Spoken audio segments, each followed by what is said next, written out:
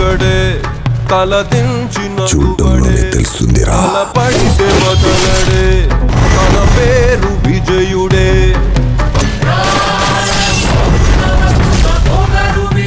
వాడిని కంటిన్యూస్గా వర్క్ చేస్తూనే ఉండండి. వెళ్ళేం చెప్పావు? డాక్టర్ కేసు వాపస్ తీసుకున్నాడు.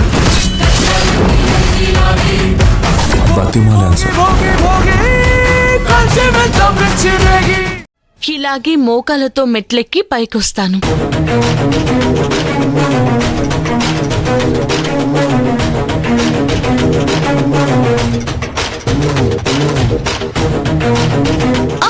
అమ్మా,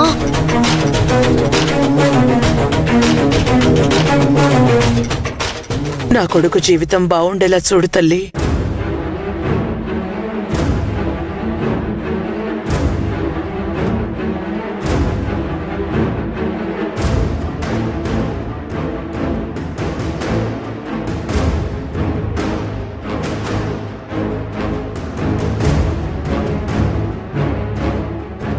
వాళ్ళ కష్టాలన్నీ తీరిపోవాలి, వాళ్ళు సంతోషంగా ఉండాలి.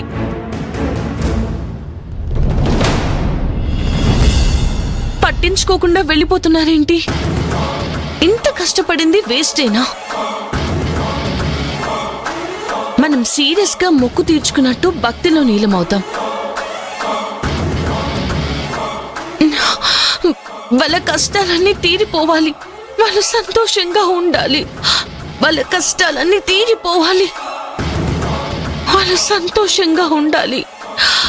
వాళ్ళ కష్టాలన్నీ తీరిపోయి ఎవరి కష్టం తీరాలని ఇంత కఠినమైన మొక్కు మొక్కుకున్నావు? ఆంటీ, మీరా? మొక్కబోయే దేవత ఎదురు రావడం అంటే ఇదేనేమో. నన్ను తలుచుకున్నావా? దేనికమ్మా? అవునా ఆంటీ, ఇవాళ నేను లాయర్ అయ్యానంటే, ఇంత మంచి పొజిషన్ లో ఉన్నానంటే దానికి కారణం మీరే.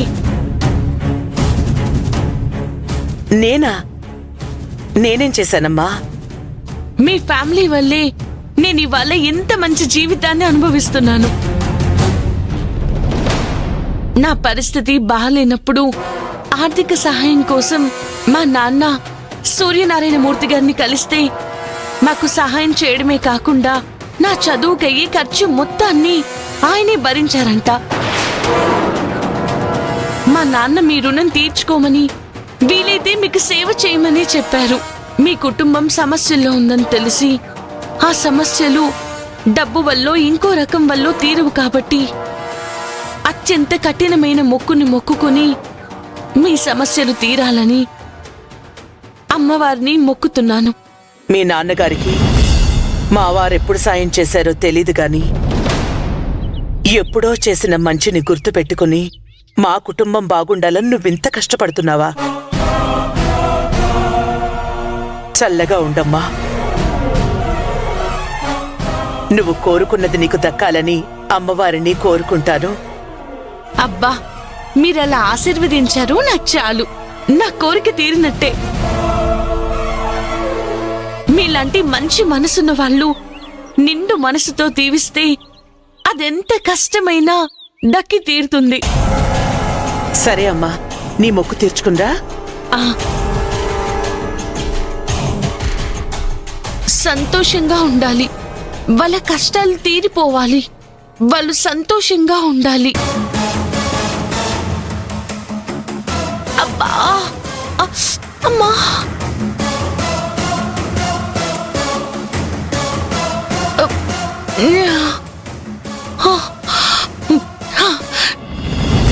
పుండరీకాక్ష పుండరీకాక్ష పుండరీకాక్షాయ నమో నమః. నమస్కారం అమ్మా. గోత్రనామాలు చెప్పండి అమ్మా. పసుపులేటి గోత్రం. పసుపులేటి గోత్రోస్య సుందరమూర్తి. సుందరమూర్తి నామదేశ్య. మహాక్రతు మహాయజ్వా మహాయజ్ఞ మహాహవి స్తవ్యస్తవ ప్రియస్తోత్రం స్తుతి స్తోతారణ ప్రియ పూర్ణ పూరయిత. తల్లి, నా కొడుకు జీవితంలోకి ఈశ్వరిని నువ్వే పంపించావు. ఇప్పుడు నువ్వే ఆ నష్టజాతకురాల్ని తన వల్ల ప్రమాదం అని సంకేతం పంపావు. నా కొడుకు జీవితానికి దిశానిర్దేశం చూపించు తల్లి.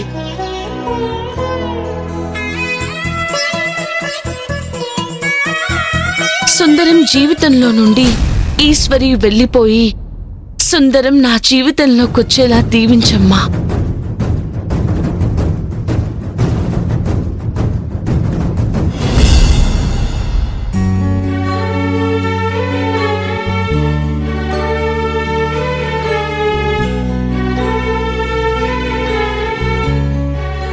ఏంటి సుందరం, ఏంటి దిగులుగా ఉన్నావు? ఈశ్వరి బుల్లెట్ కుమార్ హత్య ఎంక్వైరీ గురించి పోలీస్ ఆఫీసర్తో మాట్లాడడానికి వెళ్ళింది. చాలాసేపు అయిందత్త.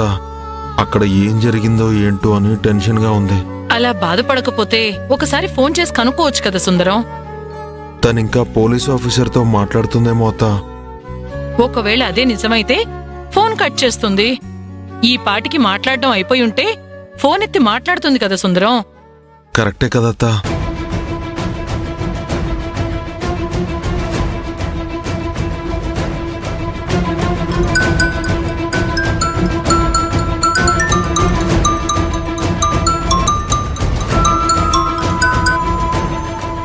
అర్జునయ్య, ఈషు, పోలీస్ ఆఫీసర్తో మాట్లాడావా? ఏమన్నారు? మాట్లాడాను చిన్నయ్య. బుల్లెట్ కుమార్ హత్య ఎంక్వైరీ చేయడానికి టైం పడుతుందని చెప్పారు. ప్రొసీజర్స్ అన్ని ఫాలో అవ్వాలి. వీలైనంత త్వరగా స్టార్ట్ చేస్తామని చెప్పారు. ఆలోపు అత్తయ్య నాకిచ్చిన గడువు కూడా అయిపోతుంది. మరిప్పుడు ఎలా ఈషు? ఇప్పుడు ఏం చేద్దాం? మన చేతుల్లో ఏం లేదు చిన్నయ్య. అంతా దేవుడి మీదే భారం వేశాను. ఏదో ఒక మార్గం చూపించమని అమ్మవారిని వేడుకోవటానికి వెళ్తున్నాను. అలాగే ఈషు, నేను కూడా దేవుణ్ణి వేడుకుంటాను.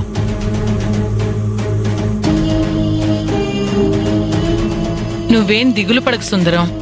మంచి వాళ్ళకి ఎప్పుడూ ఆ దేవుడు మంచే చేస్తాడు.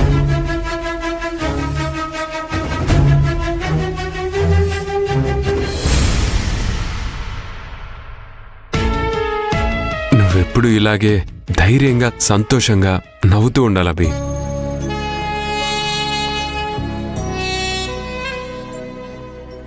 నువ్వు నవ్వితే చాలా బాగుంటావు.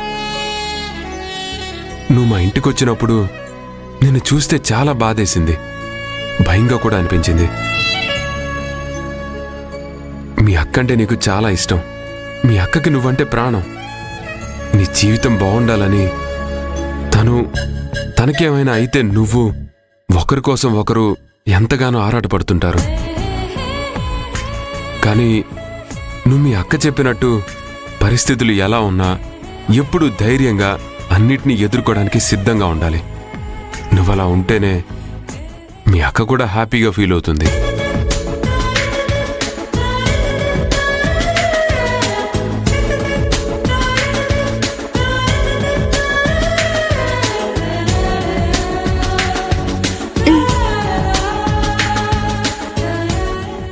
నేనిప్పుడు ఇంత సంతోషంగా ఉండడానికి కారణం నువ్వే చైతన్య. నాది చాలా చిన్న ప్రపంచం. అక్క, చిన్నయ్య, ఇల్లు, ఇంతే. నాకు మాటలు రావని నాతో ఎవరూ మాట్లాడరు.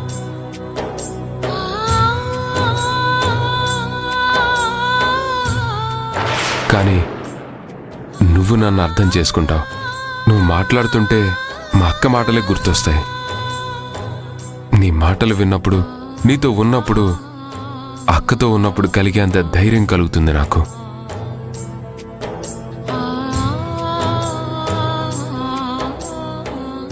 అందుకు నీకు చాలా పెద్ద థ్యాంక్స్.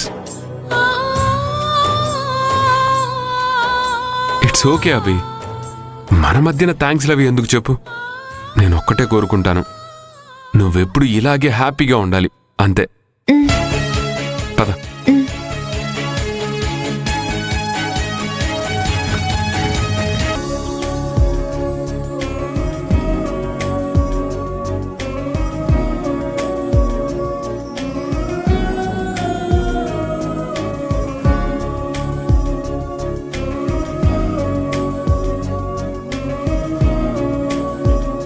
ఆంటీ, మీరెక్కువగా ఆలోచించకండి.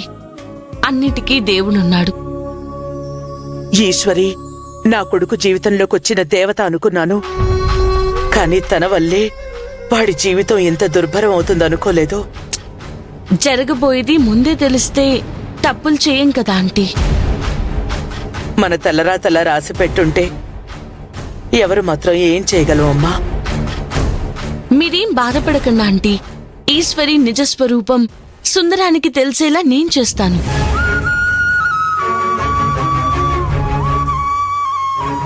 సుందరం ఈశ్వరిని పూర్తిగా మర్చిపోయేలా చేయగలను.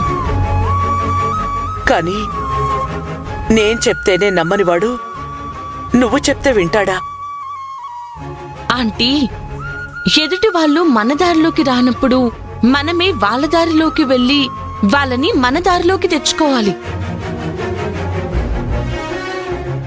నేను ఈశ్వరిని చాలా నమ్మానమ్మా. తనని కన్న కూతురు కంటే ఎక్కువగా చూసుకున్నాను. కానీ తర్వాత తెలిసింది తన నిజ స్వరూపం. కేవలం తను ఐపీఎస్ అవ్వాలని నా కొడుకుని జైలుకి పంపించడానికి కూడా ఆలోచించలేదు. నా కొడుక్కి చదువు అప్పకపోయినా ఒక ఉన్నత చదువులు చదివిన తెలివైన అమ్మాయి